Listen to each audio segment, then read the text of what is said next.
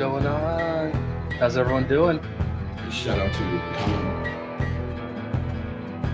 Everybody else who's cool with Colin. Chunky!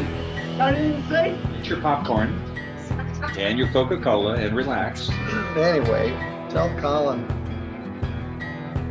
I'm ready.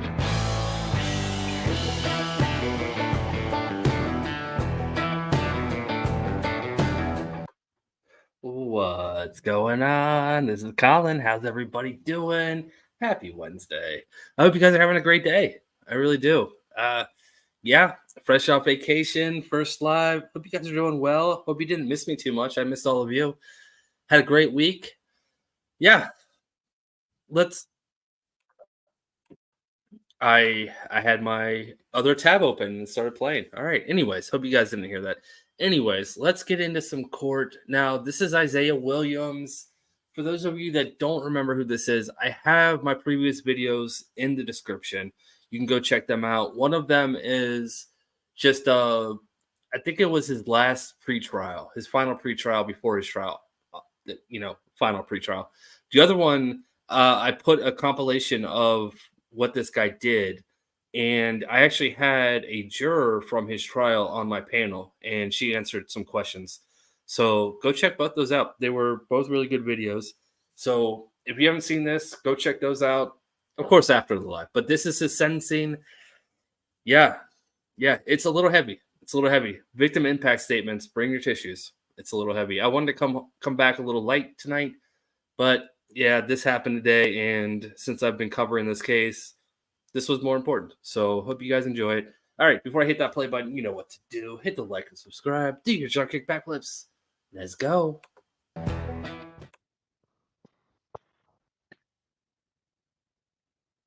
People versus Isiah Williams, 23265 FC. Good morning. Good morning, Your Honor. Danielle Russo-Bennett on behalf of the people. Good morning, Your Honor. Good morning, Your Honor. Marcia Frazier on behalf of Mr. Williams. Good morning, Mr. Williams. Good morning, Your Honor. I believe I'm Vernon Williams II. Okay. But that's a questionable. Okay. Well, we're going to go with that. So go ahead and have a seat. Today is the date and time set for sentencing in this matter. Just to go over again for counsel, and I'll have you confirm this. There was a trial in this matter. The defendant was found guilty by the jury to count one, and we are here today for the sentencing. There are some other pending charges that are not from this jurisdiction, so I'm not dealing with those, but we are dealing with the sentencing on the trial. Is that correct? Yes, Your Honor. That's an accurate recitation. Yes, Judge. Okay. Mr. Williams, I'm going to go through a number of things today. I am going to ask a number of questions. Most of those questions can be answered by Ms. Kracher, and you will have an opportunity to address me before I sentence you, okay? Yeah. All right. So I have had a chance to go over the pre-sentence report that was submitted by Michigan Department of Corrections. Went over that in great detail. And so let me start with you, Ms. Kracher. Have you had an opportunity to review that with Mr. Williams? Your Honor, I'll make this brief. I do need to make a record, Your Honor. Your Honor, I went over to the Washington County Jail along with Mr. Burdell yesterday, met with Mr. Williams. We began to review the pre-sentence investigation report. At a certain point, he ended our visit and refused to continue to participate. I attempted to engage him here this morning. I asked him if he wanted to review the PSI report. He said no. I just also want to make a record that I did provide him yesterday morning at the Washington County Jail a copy of the pre-sentence investigation report and the appellate form. So those were both provided to him yesterday. Okay. You're ahead of me on the appellate form. Well, I'm trying to be Appreciate succinct. And so with the appellate form, I discussed that again with Mr. Williams in the lockup here, and he explained to me, I asked him, did you want me to take the form and file it? He said, no, not at this time. So that's up to him how to do. I just want to make a record that those two things have been done. Thank you. So let me just again further that record, Ms. Kracher. So Mr. Williams, One of the rights that you have is to you have the right to review the pre-sentence report that's created by Michigan Department of Corrections. So they did a background on you, they talked to you or attempted to talk to you, they attempted to reach out to other witnesses, family, other parties. They compile an entire report. Ms. Kracher told me that she gave you a copy of that yesterday and she tried to go over it with you. You have the right to have your lawyer go over every word on that. And I just want to be clear that if you choose to not do that, that's kind of on you. So we're going to go ahead today with this, but is there anything about that report that you have questions about? Do you need to, I'm not talking about challenging it right now. I'll give you a chance to speak to me, but right now I'm saying, is there anything you don't understand? Have you had enough time to read it over and all that? Your Honor, I explained to her that, at that time, I said I will refrain from wanting to do anything in that regard, to have the opportunity to speak to an attorney in regards of this matter. And I said, is anything in the court is doing at this present time, that I'm refraining from even want to participate because I feel as though that it's not actually following the law that was handed down by God under Moses to give to the people. Okay. So let me just ask you specifically, though, I'm going to interrupt you, though. All right, and I'm going to interrupt the judge. All right, so yes, Lucy said it. I covered this guy pretty much day one at Judge Simpson's court. Now, when I was demonetized, I had to delete a lot of my old videos, so a lot of my early stuff was deleted from him. That's why I put the compilation video together. That's in the description. Also, the interview with the juror is in the description. So you guys can catch up on this guy acting a fool in court. He was removed a bunch of times. He also tried the sovereign citizen thing for about a minute, and it didn't work out for him, and he abandoned that real quick. Also, Sashina, Heather and I did listen to your song, and I was going to play it Monday night, and we canceled the live on Monday because we were running so late. This is a really heavy video, so maybe at the end I'll play it, but I don't want to mix because that's a fun song and it's a good song, and I don't want to mix it with this heavy video. So probably tomorrow. Also, while I'm paused, Powerhouse. I don't know who you are because it just comes through as Powerhouse. Thank you for the very generous Cash App. Was that yesterday or the day before? I appreciate it, bud. I really do. That was awesome. I want to make sure to thank you. But yeah, I don't know who you are. So I don't know when to look for your name pop up and to thank you formally. I meant to do that at the start of the video, but I'm doing it now. So thank you so much, Powerhouse. Is it true Ms. Kracher left a copy of this for you yesterday? Oh, yes, she did. Okay. I have access to that copy. All right, so you're gonna have an opportunity to address me, but I'm just really limiting this first part of it is just simple questions to make sure that you have had all the rights afforded to you on my side of things. You may disagree with them, but on my side of things, I need to be clear that you have a copy of this. You were given a copy of this document yesterday, correct? Yes, sir. Okay. So,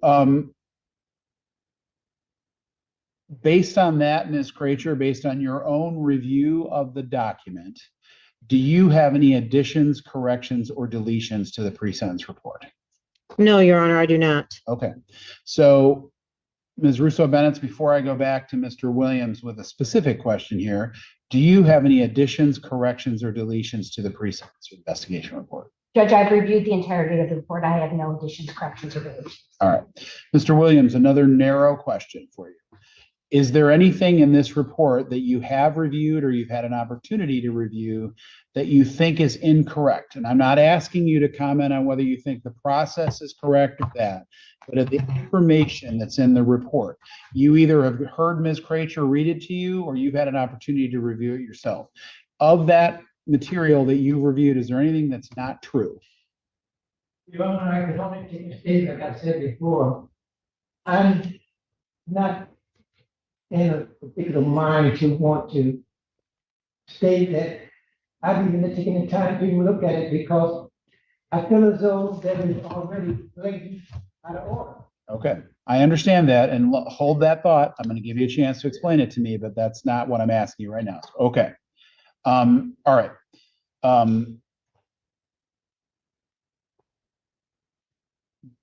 before we get into victim impact, let me ask Ms. Bennett, you submitted a lengthy brief on an area that, in my estimation, I don't have a lot of discretion. I mean, I know I have some discretion. So I kind of read through the entire, like, back 30 pages of your analysis of second degree, but I'm not necessarily inclined at this point to proceed under that analysis. If I change my Yeah, I believe that's it. I believe it was. I believe it was first degree. I probably should have gone back and reviewed before I played this. I was kind of out of it today. Dropped Heather off at the airport this morning, and yeah, I've been kind of struggling throughout the day. So yeah, I believe it was first degree. But there was something else tagged along with the first degree. Hi Heather, she's texting me. Okay, let's keep going. mind during this hearing, I'll come back to you for further comment. But in the event that I don't, do you have any comment on the recommended or the required sentence in this matter? Absolutely not, Judge. That was just in case those filings were scored, and it's, the memo was more for and the order of disposition already reflects it for the one count of murder, one under multiple theories, and that's what we'd be asking. Correct. Okay. All right. Ms. Kraicher, again, knowing that, if I proceed under the jury verdict in this matter, that I would not have, other than all the discretion that I have, the actual charge does not give me guidelines. So there's no guideline contemplation here. So my question to you is, do you have any comment on the recommendation of MDOC for sentence in this matter? No, Your Honor, I think Your Honor summed it up succinctly. You have there's no discretion given the verdict. There's absolutely not. This is a mandatory life without parole sentencing. And as far as the guidelines that Madam Prosecutor has submitted in the scoring. Well, if we get to that, let's comment on it. Okay, sure. Get to that, then I don't think we need to get to that. Right. All right. So Ms. Bennett, I understand there are two victim impact statements. We have two people speaking from the family, Judge. They will be reading several impact statements. May they come to the podium? Of course. We have Denise Fraser Daniel, and we also have Elizabeth Johnson. Okay.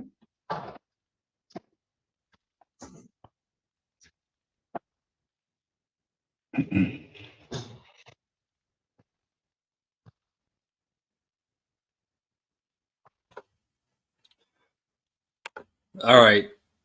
These impact statements are hard. They are. And rightfully so. And just wait till you hear from Isiah Williams. And there's so much to unpack here. So much to unpack. Before I go any further, Therina, thank you so much for the 5 gifted memberships. Thank you so much. I appreciate it. And welcome to the 5 new members. Hopefully Isn't That Special got one. I donated 5 of my free ones. Since like I said, I say this every month, but I get 10 free memberships to give away every month. So I usually do it on the 1st and 15th. Yeah, it's the 10th, and I haven't done it yet. So yeah, welcome to the family, everybody.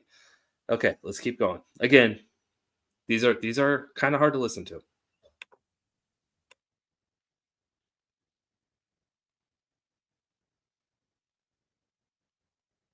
Morning. My name is Denise Fraser Daniel. Good morning. Yes, they do. Yes, they do. Victims always have a chance to talk. So even if it's a plea deal, you're still pleading guilty, right? So the victim still has a chance to talk. So that never changes, even in a plea deal. Okay, I'm gonna grab these real quick, but I'm gonna let the victim input. I'm not gonna pause during the victim statements. So I want to grab these. Mad Greek of Chicago, new member. Thank you so much. Love the name, and I also love Chicago. But thank you so much for becoming a member. That's awesome. Thank you so much. And then Sparkle Poots, 5 gifted memberships. Thank you so much, Sparkle. I hope you're having a great night. And thank you so much. Welcome to the 5 new members. Okay, let's go.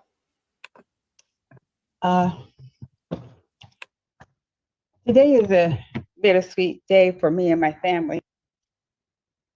Sweet part is Isiah will get what he deserves, and Okay, all right. I know I said I wasn't going to pause. I want to play the victim statements without pausing, but Biggin just rated, so I want to call him out because I don't want to pause it throughout these. Before I get into the Biggin though, Legal Fiction, thank you so much for the 10 gifted memberships. Legal Fiction, you're awesome, man. Thank you so much. I hope you're having a great night. Thank you. That's generous. I appreciate it. And welcome to the new members. And Laura Harlow for the 4 months. Thank you so much, Laura. I appreciate it. Biggin, thank you so much. Thank you to all the raiders. Okay, now I'm going to give a quick recap of what's going on. This is the sentencing of Isiah Williams. Now, this guy was charged with murder. He unalived his, at the time, 2-year-old daughter. But the weird thing about this case is it happened in, I think, 1982. Never found the body. Still, to this day, there was never a body found. And it's a very interesting case, especially because of how old it is and how hard the prosecution had to jump through hoops to convict this guy. But for anyone who does not know what's going on, the 2 videos I have done covering this case are in the description. One of them is just kind of a compilation of his whole Isiah Williams, demeanor and going through the court process. The other one is an actual interview with a juror that was on this trial. So, okay. All right, I'm not going to pause it again. Dave Mid. Almost sounds like David. Thank you so much. I'm glad you found my channel through Biggin too. Biggin is awesome. Biggin, yeah. I don't know if I said thank you. Biggin, thank you so much for the raid. I appreciate it, bud. I watched that woman run into the pole way too many times. I got addicted and I need to stop. People doing things to themselves out of stupid is a what do you call that? I don't know. I can't think of the right word. Words are hard. Okay, let's go. Victim impact statements. Grab your tissues. Let's go. The bitter part is we will never again have Elisa Susan. My dear Elisa was absent, has left a gaping hole in our lives. And I remember when she was born August 10th, 1981, that she was so chubby and filled out, which is the reason why I named her after her Aunt Susan.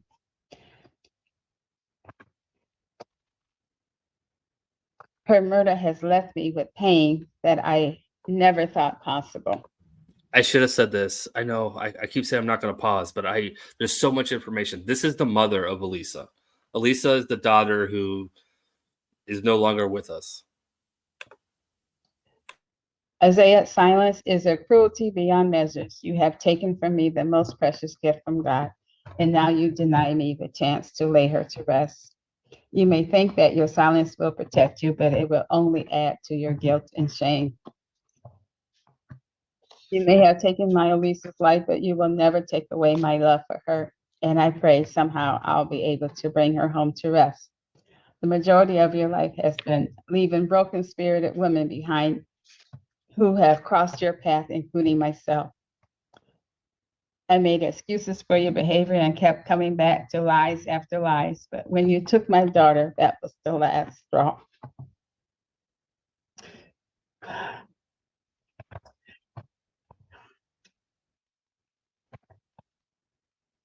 I know this is stronger, but I hate you, Isiah. Ma'am, I take your time. Take hate your breath. you. Every word that you say. It's okay.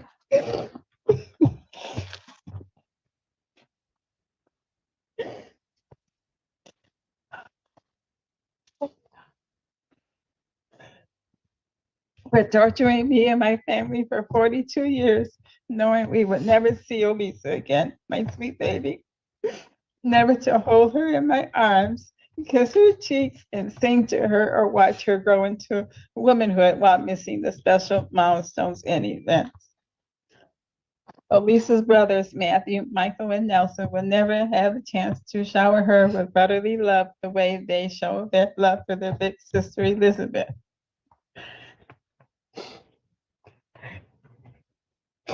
Elizabeth has been my rock for myself as I endure the unknowing of what happened to Elisa. She too has been mourning in her own way because she remembers Elisa, holding and kissing her and playing with her.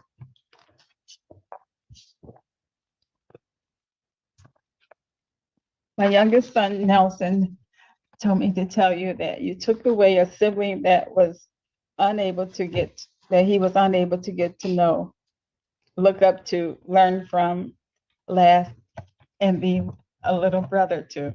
You took away someone who could have been anything in this world, yet she's gone because of someone unfit to be around any child, let alone adult women with supervision. That's why we're at this point sentencing you to prison. Her stepfather, James, has also been there to support me as well. He never knew Elisa, but was still by my side as I grieved for her. By my side when I had to request a death certificate for her, and talking with Detective Iverson in Attorney General's office. So you see, Elisa had many people on her side believing she would come home. Hopes and dreams shattered because of you, Isiah. I don't know if I will ever forgive you, but with God's grace, someday I hope I will, but not today. I'm Elizabeth Harris.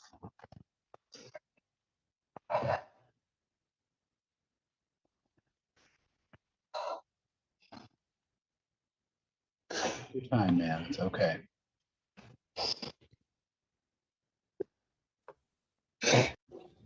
Yes, the trial was about a month ago. It was a little over a month ago, actually. I don't remember the exact date. It was, I think, at the end of May. I believe it was at the end of May. I would have to go back and look to see when the exact trial was. It happened. It was a week-long trial, and yeah, it was a tough trial. We heard from the juror how tough it was, and like the jury was crying. So yeah, this is a really tough case. I would like to say thank you to Detective Iverson for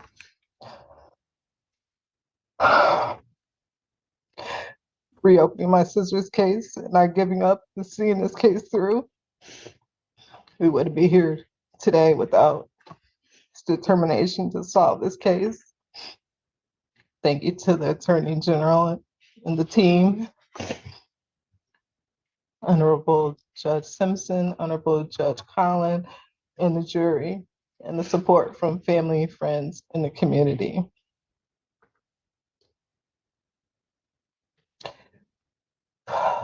Because of you, Isiah, and your actions, I didn't get to be big sister to my little sister, Elisa.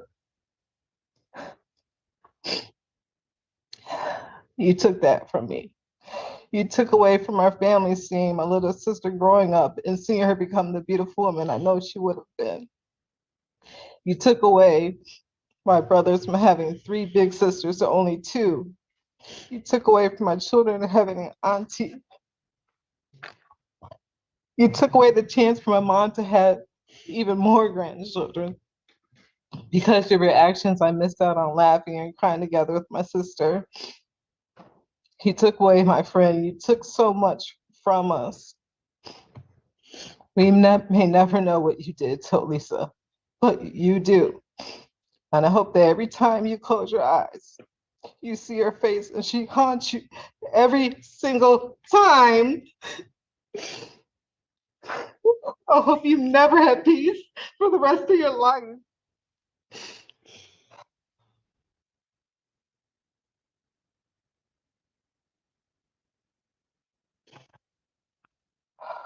I hate that our tax money is spent taking care of you.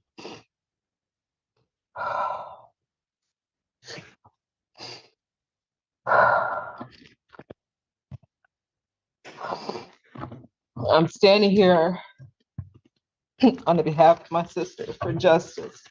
I'm standing here so her soul can be at peace. I'm standing here so my family can have peace and closure. I'm standing here for the victims that we know of and the victims that we don't know of, so there be justice. I'm standing here so no other family has to go through any more hurt from this monster. I'm standing here asking the court that Isiah Williams will never be free in society again and will spend the rest of his life in prison without parole. And I have a note here from my brother, Michael Daniel. Isaiah, 40 years you have left a stain on our lives that will never go away. Or at least I thought it wouldn't. But today is our retribution. Today we take our power back that you stole. Today we no longer have that dark cloud over us. Today that demon is locked away for good. No more suffering for my mom, no more suffering for my family. Justice has finally prevailed. My sister is in God's hands and shining down on us with the rest of our family. Your days of being the villain are done. We no longer worry about you because we know you can't do any harm to anyone else. Good riddance, you monster. This is the last time I will think of you as a monster because you have just now been defeated. My family can now heal and move on from this and move on from you. Thank you to everyone that has worked tirelessly to get this guy. Thank you, Michigan, for finally making it stick. May the Lord continue to protect my mom and family, and may he bring peace to our hearts. Love you, Mom. Thank you for being the strongest woman that I know, the superwoman of my life. God's got you and God's got us. Continue to be strong and resilient.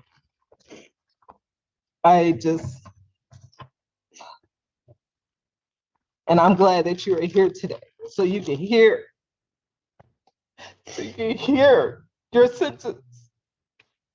So you be put away for good for what you've done to my family. I hate you. I wish you just rot in hell. I've never had my sister again, ever. Only thing I can take with me for the rest of my life is on Valentine's Day, and she and I are matching shirts, and we having a good time at my school. That's the biggest memory I'll have of my sister. I just pray that you get everything that is coming to you, and you will never, ever, ever have peace. Ever.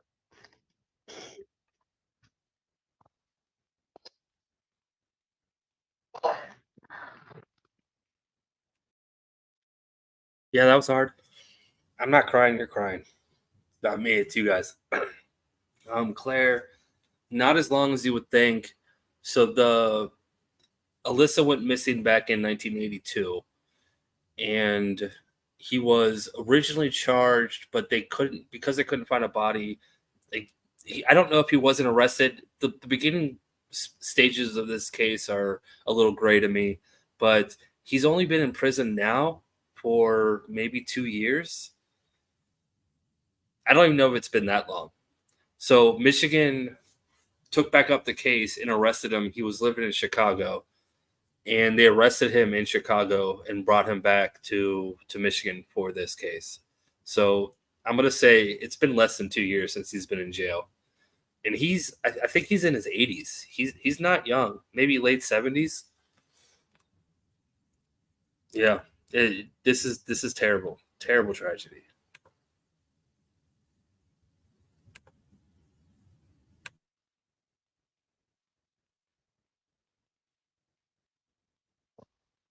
Screecher for any allocution, anything else, Ms. Bennett? Just very briefly, Judge, because I don't know how you, there's really no reason to follow that, but every defendant has a right against self-incrimination to have a defense, to say I didn't do anything. And so I want to be very, proceed with caution for what I'm about to say, but this man has never exhibited an ounce of remorse, an ounce of any emotion other than indifference for the life of this child. An ounce of outrage. The only outrage he's ever exhibited is for himself, for the pain that he is going through, being locked up for this. And at the end of the day, he can proceed here that he didn't do anything wrong, that the jury got it wrong, that he didn't kill her 42 years ago, despite the fact that no one's ever seen her again. But he kidnapped her 42 years ago. She disappeared in his care and custody, and he has never answered for it.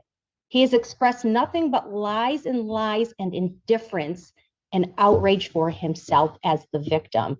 And yet, again, there's no remorse for that. So if you just ignore everything else, the fact that he took this child and tortured her family over her absence for 4 decades, the sort of indifference and lack of remorse and lack of any humility for it. I've never seen a verdict and a sentence today more worthy of a defendant, and life without parole is very fitting for Mr. Williams. And I'd ask you to sentence accordingly. Thank you.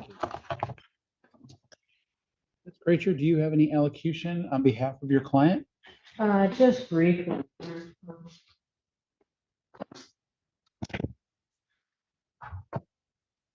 First of all, my client does have the right to remain silent. The burden of proof is clearly on the prosecution. No, he never admits it. And he actually comes up and speaks here shortly. And I'm telling you, I'm just going to say, wow. But yeah, this is his defense attorney. She actually tried to withdraw because he didn't want her. Yeah, I think this is his 3rd or 4th public defender. It was a wild case from start to finish. And yeah, completed today. Let's go. My client stands here today professing his innocence. I understand the AG's about lack of remorse, but again, I go back to he has a right to sit here, and it's in a jury instruction to say nothing. He has that right. Therefore, if there's any leniency that the court is going to take in consideration, I would not ask the court to judge this man by his silence. We have a trial record. We have all that. So any kind of leniency that could be given, I understand that's mandatory. I would ask the court to do. There's nothing much more to say. The victim's impact statement were very, very traumatic and justifiably so. This is a case that, in my years of practicing law, the numerous factors and tragedy in this case, it's immense. And it is one of the most tragic cases I've been involved in. But again, my client professes his innocence here today. Thank you. Okay, Mr. Williams, this. Yeah, that was his defense attorney saying, essentially, yeah, I am not happy with this. I'm not happy that I had to defend this guy. I did my job to the best of my ability because he deserves a defense, and that's what I did. Yeah, she pretty much just said, he let this guy rot.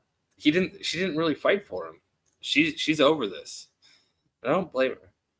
This is an opportunity. I want to just be careful. I'm gonna listen. If you want to speak to me, absolutely. But we are going to probably, if I have to interrupt you to put a time cap on it, I'm going to do that. I'm not telling you what that is. I want you to be able to tell me anything you want to tell me before I sentence you. So this is your opportunity.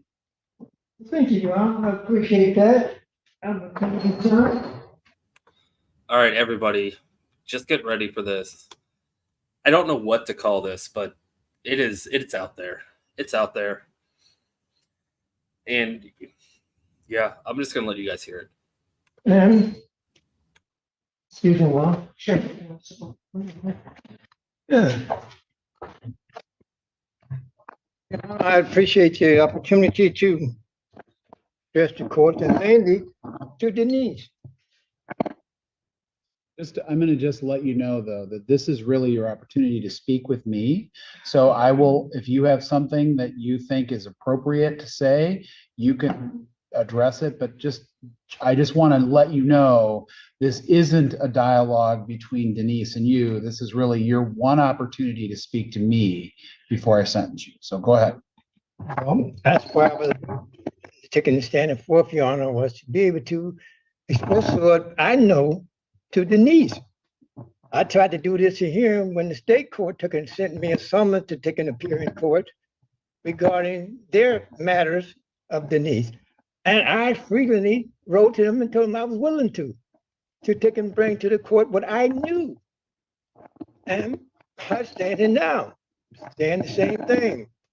I had the opportunity, being a brain intervention, that someone brought to my attention it's in 2000, and I was standing in Thompson Tower, and a young lady came to me and told me that I had met a young lady living there in Thompson Tower, and brought to my attention, do you know who that is?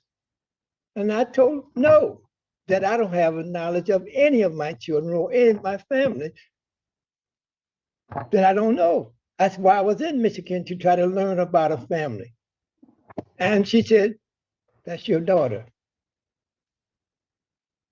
And she's now been kept with a guardian. And I started conversing with the child on numerous days, and I broke bread with this child. And even to a point that where I scheduled a party to go with the child to the palace. That time we was going in here, a rendition, you understand, of Tyler Perry. I even rented a limousine. Yeah, that's a good point. Keep an eye out on the prosecutor. She's in the bottom right. She can't hold back her facial expressions hardly ever during this. And we both went there to the palace. And I had tickets up in the balcony.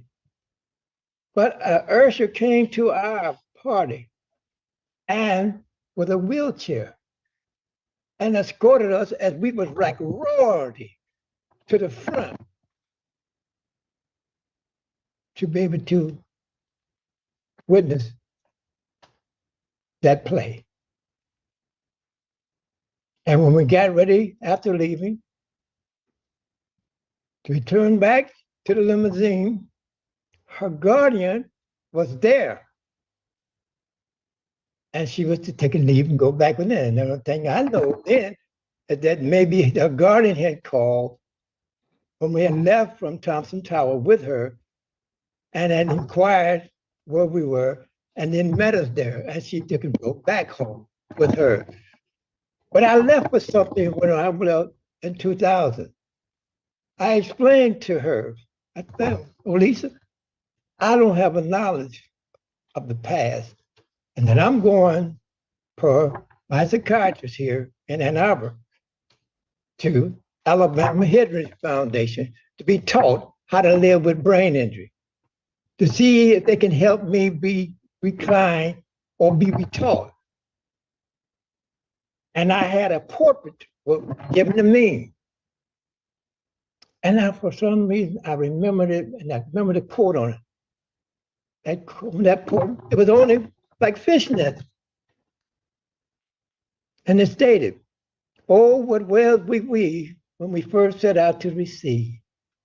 Oh, what wealth we received is taking what? When we set out to deceive. She wanted that portrait, and I said, no. I said, I want you to give it to my niece, Linda, who I had been asking to come in and spend time with the child once I was gone and look after her and cook her a decent meal, because she was always complaining. Well, my garden don't really cook to my satisfaction.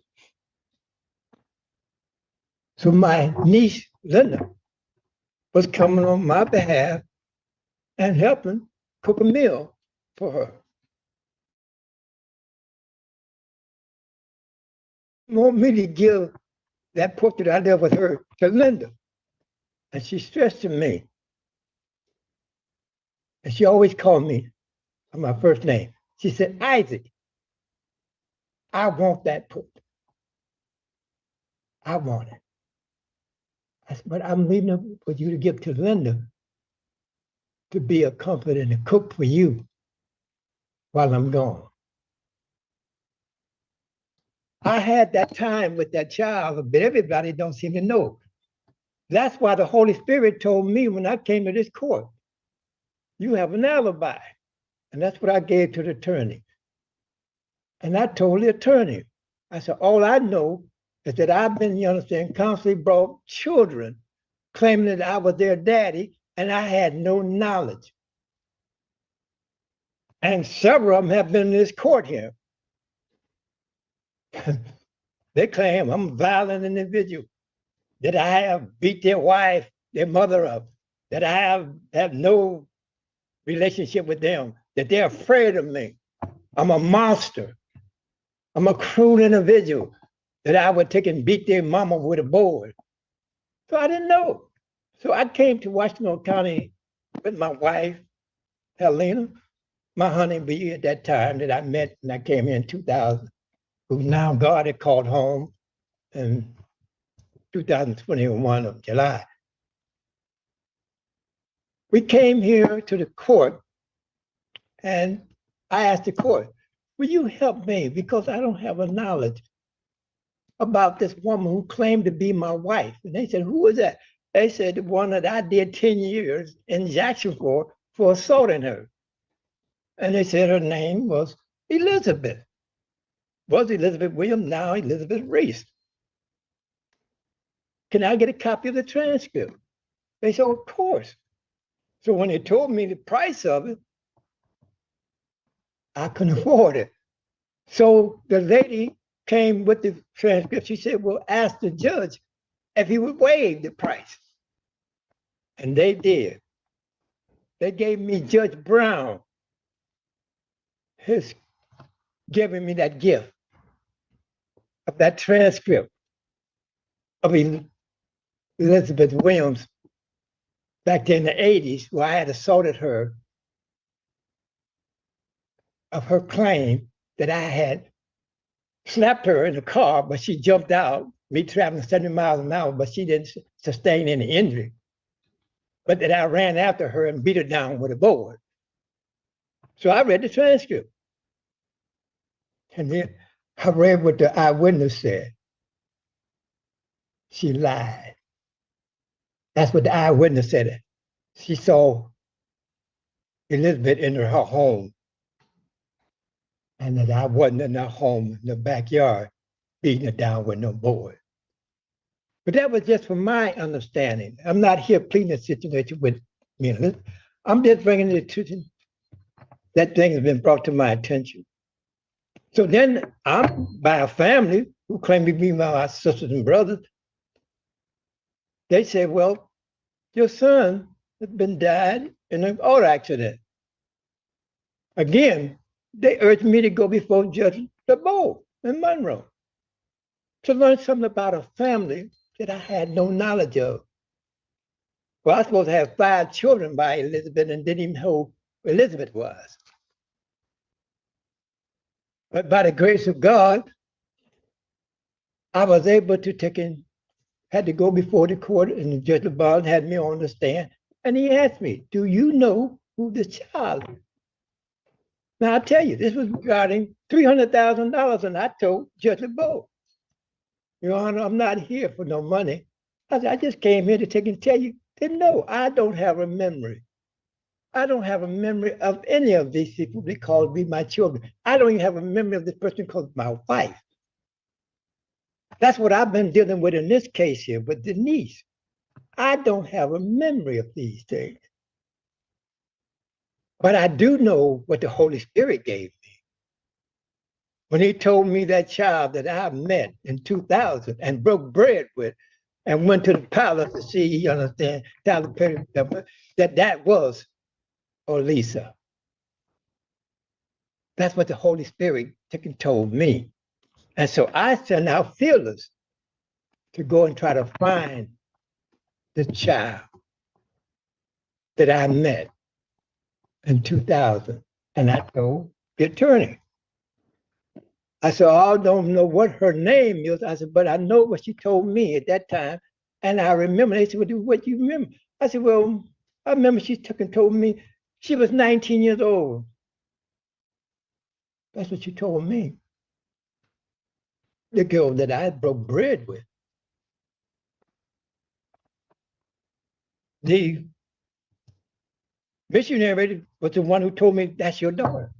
So I advised them and the investigators, I said, well, then go over there to Inkster Church, Seventh-day Adventist, and see if you can inquire who was this child guardian, to see if that was indeed, that they're telling me here now in 2024 that that was not Odessa Williams. That's what I'm saying to her. I'm not trying to take and tell them that I'm no good guy. All I do know is that what I've learned of my knowledge in coming aware from death of 1995. And when I had the pleasure of listening to the Almighty God have a verbal communication with me, and this was really profound. I was sitting in the car of Dana, not knowing who this is. But the hospital took me to Dana's car and said, this is your car. I said, no, it's not my car, I don't think. When I looked at the registration, because I don't think you understand, Isaac is Dana. But as a social worker from the hospital took and told me. And I left in that car over at Dan, what was it? I guess it was pronounced, as I can remember, Dundee Lounge on 23 in Ann Arbor here. And the Spirit of God took and directed me to Cincinnati, Ohio. I was there until someone sent people to find me, because I didn't know nobody was looking for me. But they sent an individual to me, and he came to me and said, well, I've been looking for you. Your family's been looking for you. Yeah, I can't wait for this to be over. I wanted to share with everybody just to get the conclusion out there. Yeah, this is hard to watch. It really is. It's hard to listen to. They need to stop this guy from talking. I agree. I know he has his right to talk, but he needs to stop. MGL, Michelle goes live. Thank you so much for the $5 super chat. I'm trying to make the judge think he's insane or is mentally incompetent. Now, I agree with that. When I had the juror on, she made a couple comments about how she felt that that's what he was trying to do, because he wasn't allowed in the trial because he was acting a fool. So they kept him out back or in the holding cell, and he was watching, but he was yelling and screaming, and they could hear him in the courthouse. So yeah, I think that he was trying to cause a mistrial. We need you to take and sign over your property that you don't lose it for taxes. I said, well, I'm not following this, Mr. Williams. So yes. You need to sort of pull this back into what we're. Well, I'm trying to take and bring a knowledge of what I know and who I've come to take and say who I am. Because I figure that's what the court want to know, who I am. And I've been trying to find out who I am since 1995. But I'm giving you a scenario of what I've learned about who I am. That's all I'm doing. That's all I can do. And I'm saying to the court, I wish that we could have, and those detectives could have found this one that I met and to try to discern who that child was. That's all I'm trying to take and bring to the attention of this court. So I don't have a problem, because I was blessed, Your Honor. I was sitting into the bunk in the Washington County Jail, and the Holy Spirit took and sent someone with me and took and gave me a book. It was written by John Pepper, who was a descendant of the Chief Justice Clarence Topper's grandfather. And I started reading that book, and it sent me to John, the 3rd chapter, the 3rd verse, and took and made it plain. For me to get back, you understand, to heaven, I got to be totally born. I have to be born again. And I've been constantly going over the scriptures, learning how to be born again. And through my prayer and meditation and the blessings of our Father, by his grace, and the Lord Jesus Christ for him going to the cross for me and taking my sins for me, freed me of my sins, and blessed me with a new birth, born again, not of the will of man, but born of the Spirit. I had the first opportunity of even speaking in tongues is when I was last here in the bullpen, been brought from the jail and cried out in our Father's name to send someone to help me. And God blessed me to speak in tongues. I laid on that cold floor and a warmth came over me. And when Holy Spirit took and baptized me to speak that in tongues of the Holy Spirit and bless. So I am no problem. You can send me to life, to death. I don't have a problem because absent from the body is present with the Lord. I'm free.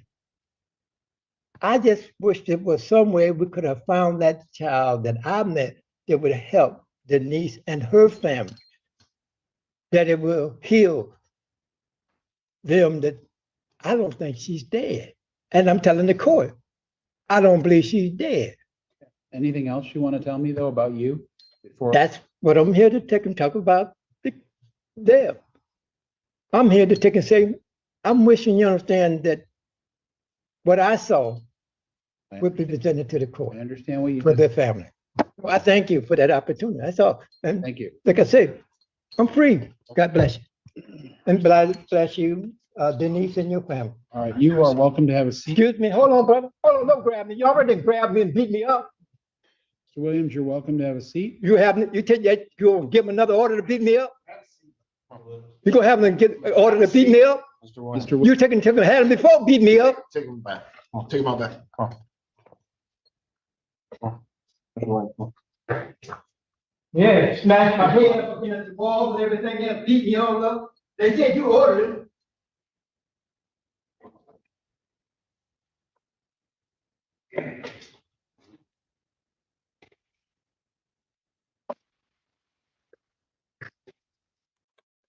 Yep.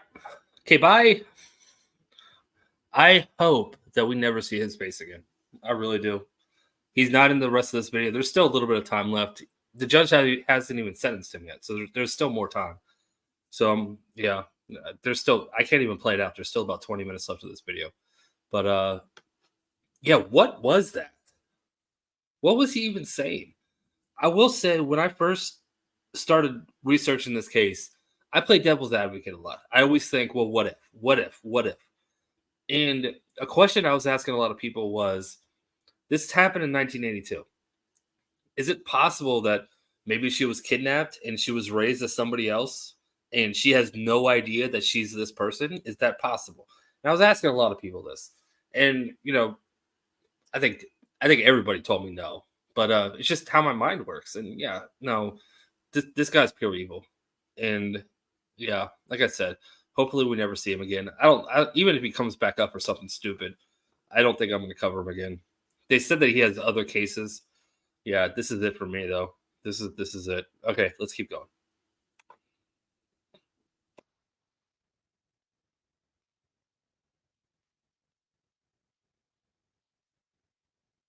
So I would like the record to reflect that the defendant did have an opportunity to address the court. He did so for approximately 20 minutes. He was invited to be seated. Security urged him from the podium. He then said that previously assaulted by security at my order. I didn't order that. I'm reasonably certain security has never assaulted him. There are cameras everywhere today, so I think we're all pretty well assured that everything is recorded, so not troubled by that. Would proceed then to sentence in this matter. If he is quiet, you can open that door so that he can hear us. But the record should reflect, the video would reflect this, but the record can reflect the defendant is back in lockup at this point. The only thing I would say is that there have been 2 matters filed since the verdict was entered by the court through the jury. On May 12th, looks like Mr. Williams filed essentially a statement of alibi that he referenced today in some length about meeting someone in 2000. And then also it looks like Wednesday, April 17th, for that, I think was a prior. I'm actually not clear at all what it is, but I'm not, it was kind of response to the court's attorney standby counsel. So I'm just not clear kind of what it is. So a couple of things though to proceed and respond to. I would like to note, and I would have said this to Mr. Williams if he were standing here, that throughout all of the proceedings and all of his recitations to the court, Mr. Williams has asserted this closed head injury that has resulted in his inability to recollect. He doesn't know, he doesn't remember his children, he doesn't remember his family. I would point out that even in 20 minutes today, there was a reference to going to the palace to see Tyler Perry. I mean, I couldn't remember that I went to the palace 2 weeks ago and who I would have seen. And even if it had been Taylor Swift, of whom I'm not a huge fan, but I don't know that I would remember that. And so the fact is, again, 24 years later, the defendant has an exactly clear memory of a trip to the palace to see Tyler Perry.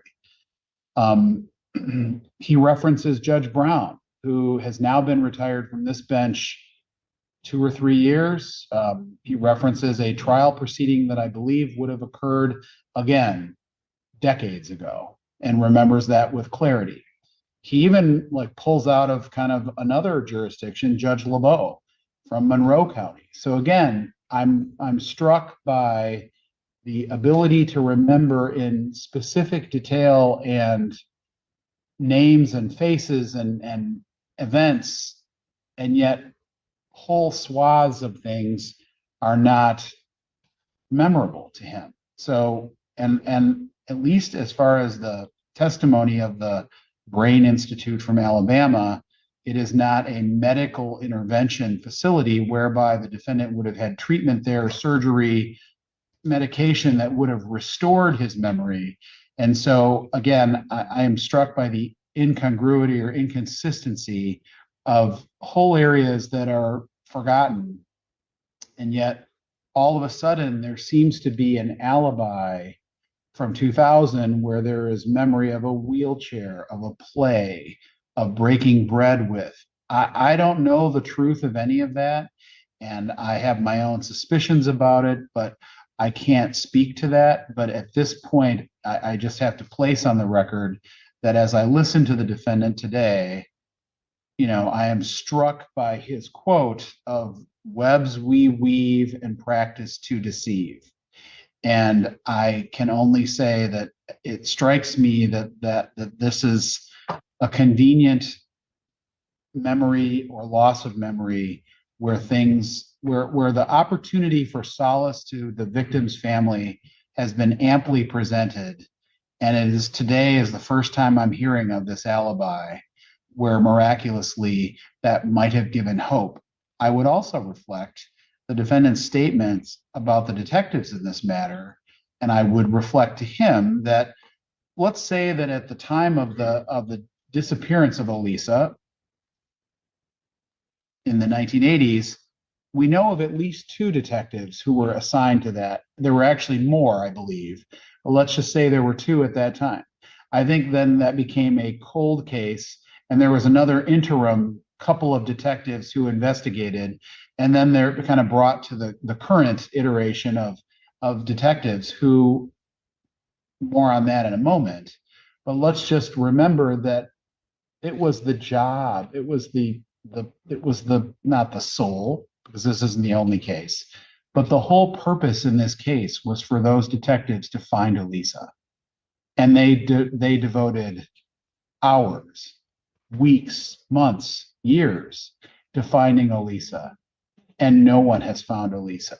So I would suspect that a woman who has a guardian, court appointed, church appointed, family friend appointed, a guardian who breaks bread with a defendant in 2000 and goes to the palace and is treated like royalty, I'm pretty sure the detectives would have followed up on that lead and would have found that person and would have made a determination of whether that was Elisa.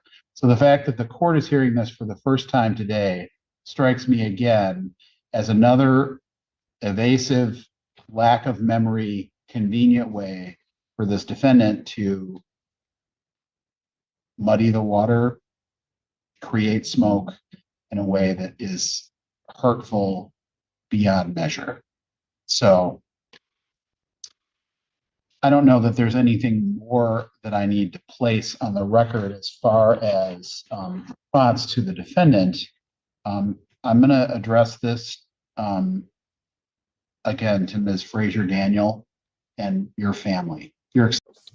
Okay, all right. Yeah, Judge nailed it. He didn't buy a word of what that monster just said. And he pointed out just about every inconsistency. I'm glad he did. He put it on the record. So if that idiot wants to order a transcript, you'll see exactly. You'll see exactly. And he'll have it on paper.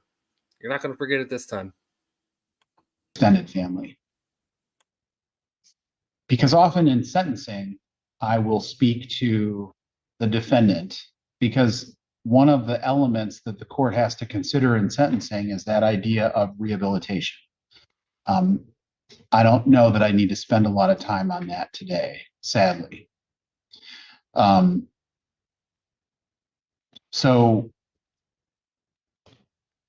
in many ways, words kind of fail me, and I find myself in an unusual spot in that case. I'd like to start by saying thank you to the lawyers and the witnesses and the detectives in this case. I'd like to thank both the defense team, Ms. Kraicher and Mr. Burdell, did an excellent job, kind of late to the game. There have been a number of you representing Mr. Williams throughout these proceedings. I think you did it. I think you did a good job, an excellent job, and as good a job as you could have done, all things considered. So thank you for your professionalism and your treatment of this case. Again, Ms. Russo-Bennett, Ms. Peterson, your team, Detective Iverson, your team, I mean, like everybody involved in that, I want to thank you again for your professionalism and your ability to present this case. It's an unusual matter and it was difficult. The witnesses all were, responded with composure. It was very civil, professional, and respectful. And so I appreciate that from everybody in this courtroom, family and non-family alike. Going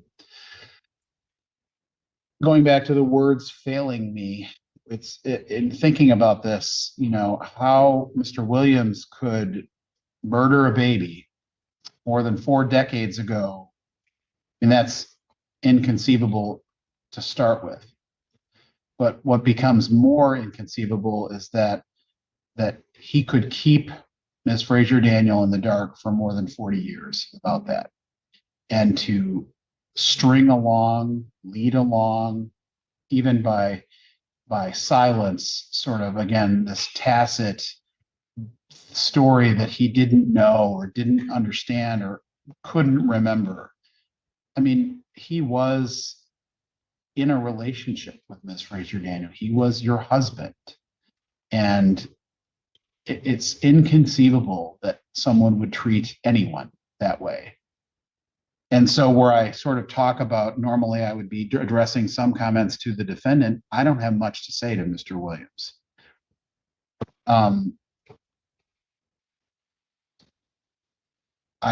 I can only hope that this brings you some peace. It is through your expected love of Elisa, continued to kindle that through these 40 some years, that we're here today. Because if you had given up, if you had internalized it, I'm not even saying given up, like I'm not going to think about this anymore, but if you hadn't been as perseverant as you were, as unwilling to let this go as you were, we wouldn't be here today. And you know that there's nothing I can say to you or do to you that's giving you peace, hope, or joy. But the one thing that you can take from this is that through your efforts and through your teamwork with the detectives and the agencies and the Attorney General's office, through your hard work, you have some semblance of justice. And that's maybe the best you're ever going to get. And so, on behalf of the court, I want to thank you for your hard work and your heartbreak and your pain through these 40 some years, whereas a lot of people would have just walked away, or they would have let it go, or they would have just tried to make peace. And I think that you brought us to a place where justice, and at least as far as I and the attorneys in this case can offer, you brought us to a place where we can close this file, and we can hopefully, in addressing your children and your family, where this gives you some peace. I mean, I heard you speak to how painful this is as well.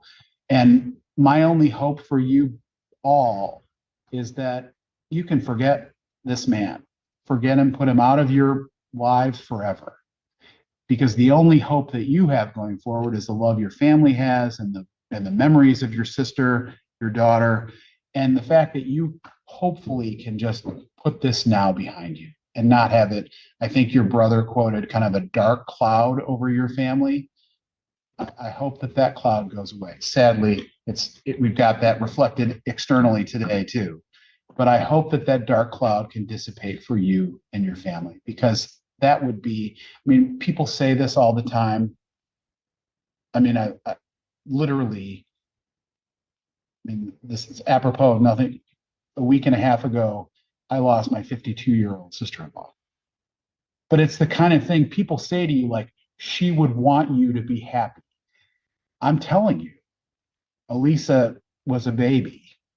She were a 42-year-old woman today, what would she want you to be? Happy.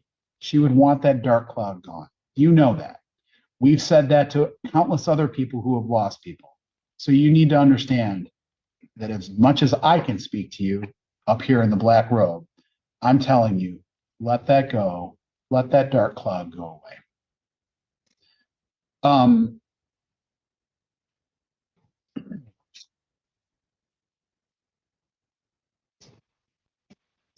Mr. Williams is going to spend the remainder of his life in prison.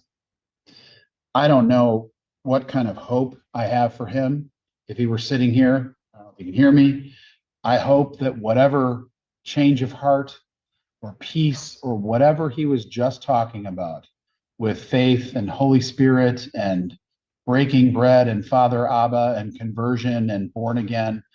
It's not my place to judge whether that's true or not. I have, again, my own opinions about that I'm not going to share today. But if that is available to him, I hope that he finds it, because otherwise I don't know how one reconciles any piece of these actions. So to that,